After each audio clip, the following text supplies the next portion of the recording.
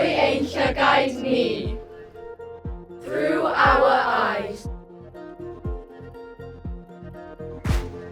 Awn yn ôl at hen stori. 400 mlynedd, dal I gael ei glodfori.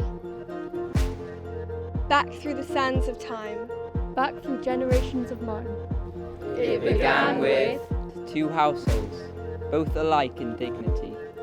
Because when Shakespeare put pen to page, he showed us the duality of humanity on the stage. Stori am gariad, rhyfel a chasineb.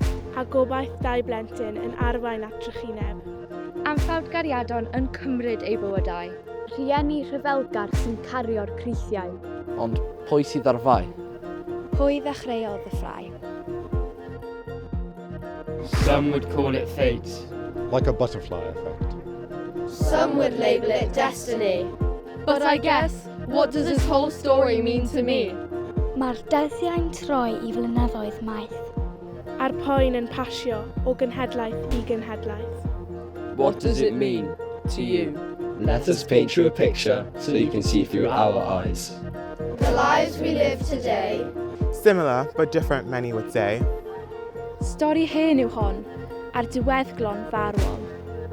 Ond mae dal siawns I ni, newid y dyfodol.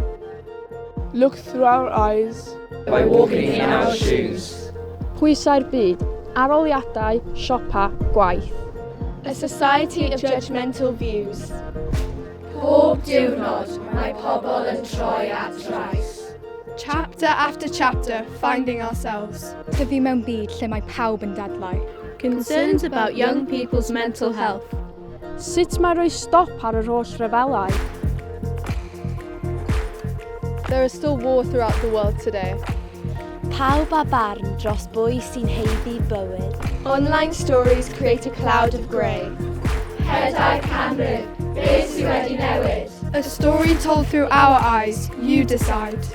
Mae pawb yr un peth I lawr yn y crai. Do you see complexity in the words we speak? Or a reality of the world feeling incomplete? Mae yna gariad, chwerthin, teulu a ffrindiau. Ni gyda'r pŵer I gyflawni'r gwirthiau. We hope of a future where empathy is not a choice. But etched in the fabric of society and our voice. Mae'r stori ar fi'n dechrau. Ni sy'n sgwennu'r diwedd. Felly dewch gyda ni os oes gennych chi'r amynedd. We hope you can agree. Compassion is always the key. Mae dyfodol Cymru yn ein dwylo ni.